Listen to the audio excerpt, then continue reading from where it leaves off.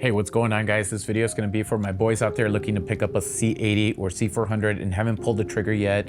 I hope this video helps you make that decision today. So first of all, I want to talk to you about the type of jobs that I do and how I use these cameras, because I often run into the problem where if I want to buy a camera and I look up all the YouTube videos that I can find, every video just talks about the tech specs and all the fancy things the camera can do. But for me, I always want to know how these camera operators, videographers, filmmakers are using these cameras, what their workflow is like, what kind of jobs are they doing, because if I can relate to them, then I feel like I'm closer to making a better decision than if I just learn about the camera. So with that being said, I am a solo run and gun filmmaker. That means that 99% of my jobs I film by myself. I often show up with one camera, one tripod, and one single light like the one I'm using right now. I don't have any assistants. Every once in a while, if I have a client that has the budget, I will bring on another guy to help me set some things up, like maybe a light, a tripod, or get B-roll for me. But other than that, it's all by myself. We are filming on the C80, and I want to start talking about the C80 first before I go to the C400. We are on the 20mm 1.4 lens. This is one of their VCM lenses. This is my favorite YouTube lens for talking head like this, because I do like being pretty close to the camera. Now, I'm going to tell you some pros and cons of each camera. I don't want to make this video too long, just very general, very simple. A lot of the jobs that I get, people want these videos within a week. They want a quick setup. They don't want to take up too much time. So that is definitely my style. And if that's you, then I hope that this video is helping you out. Now, I'm not going to go into all the tech specs or anything like that. You guys can watch videos on those. There are plenty of videos out there talking about all the IO and tech things on these cameras and what all they can do. I'm just gonna name the key features that are very important to the type of work that I do, which I already mentioned. So the C80 is going to be the camera that I'm gonna pick up. It's the baby of the C400. It's the perfect B cam to the C400. They both have the same sensor, so you're gonna get the exact same image quality out of both. The only other thing, and I think they are gonna be bringing Open Gate in December with an update on the C400. I don't know what they're gonna do with the C80 yet. So that's going to be another big difference if Open Gate is important to you. I never use Open Gate. I don't care about Open Gate, so that's not for me. Now, the C80, the reason I would pick up this camera is because I'm going to be filming some social media ads, reels, something that I need to pop in, put a lens, a 24-70, run and gun real quick. It's short. Now, for longer shoots, I do like to pick up the C400 because of that rotating handle. It has the record button on it. The C80 has that like DSLR chunky style body, which I actually really love. I never use the top handle on the C80. I just use it with the side grip. It doesn't rotate, so your wrist is always kind of like straight like this. So if you're like shooting down, that does kill my wrist after a while. So that is one of the cons about this. A lot of people don't like SD cards, but I actually enjoy SD cards. So, and I have a bunch of them from all my other cameras. So I'm glad that this has a dual SD card for backups. That is always very important to me. Not to mention, both of these have the built-in NDs, which are solid, and I absolutely love that. I actually like it better than the electronic ND that was on the FX6, because it doesn't have a weird color cast. I still see the weird color cast on the FX6 one when I was pushing and pulling color. Maybe you guys can let me know in the comments. Maybe I was doing something wrong, but I do prefer hard stop NDs, even though they go in 2-stop increments. So that's something to take a note of in here. This does go up to 10 stops versus I think the FX6 went to like 7 stops of electronic VND or whatever it's called.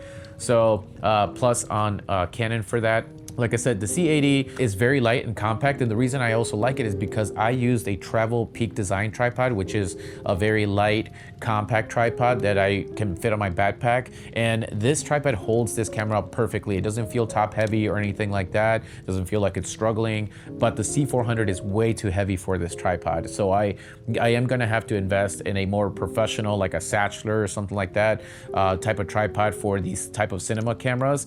But with this, I can just take this compact setup and go and film interviews, talking head, YouTube videos like this at any time.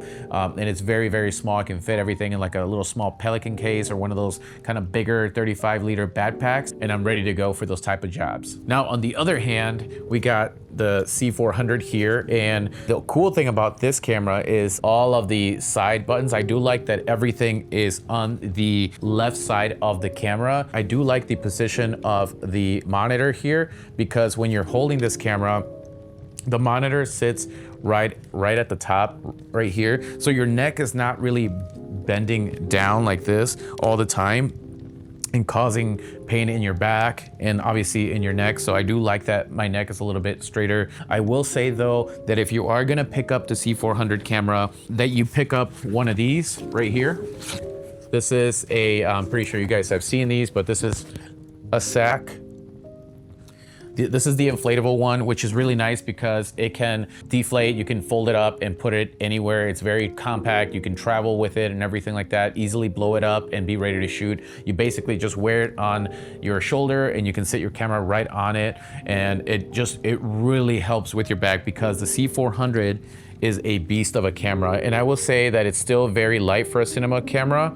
But once you add like a 70 to 200, and this is without the V mount, I did add the Tilta plate on the back here, which I do love and I do recommend. But I also put a, if you can see here, I don't know, let's see if you can see it here. Yeah, there you go, right there. I add one of those VP30N batteries in there so I can hot swap the V mount. Now the C400 does come with the bigger one, which is the 60N. And this gives me about 2.5 hours, 3 hours, I think, of battery life on the C400.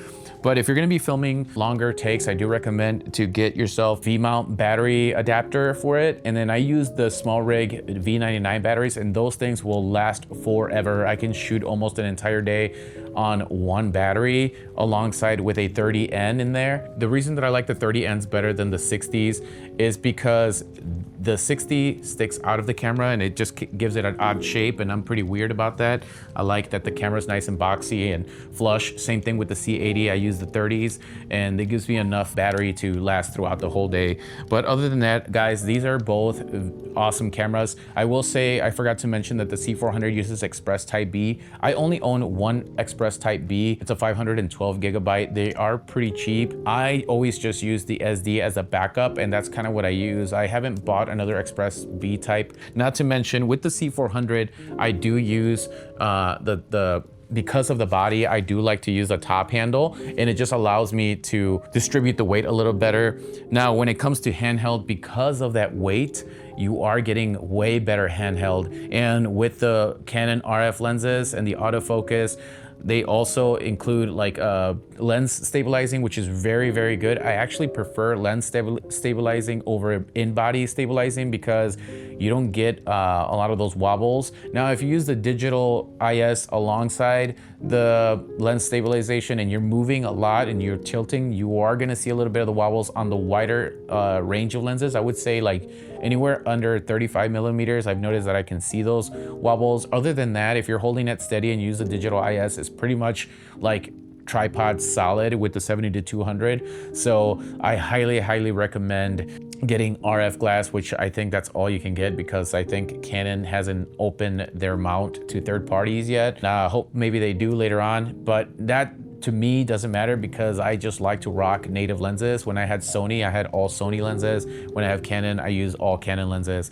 I don't ever use cinema lenses because I don't work with crews. I don't have a focus puller or anything like that. A lot of the stuff that I do is one-man band, so autofocus, native lenses are the thing for me. So if that's you, then these cameras are gonna be amazing. I would say if I was to pick one out of all the cameras to do everything, I am gonna still choose the C80 just because it's more compact. Batteries are just like easier to put on there. It's a lighter camera and it gives you the exact same image, and I can travel with this a lot easier, set up for YouTube a lot easier, and I find myself picking up the C80 a little bit more than the C400. But when it comes to my big clients, I do like to bring my C80 because it just looks beefier. It has all the extra features that I would need in case I was to go into a production shoot and bring this in there. I have the IO, I have the extra SDIs for monitor setups and stuff like that. So this one's definitely for my higher end clients or for longer shooting events with the Sakk. You definitely have to get the Sakk with the C400 because it will break your back if you're just using it like that. It is pretty heavy compared to the C80, so don't let anybody out there fool you saying that it is light.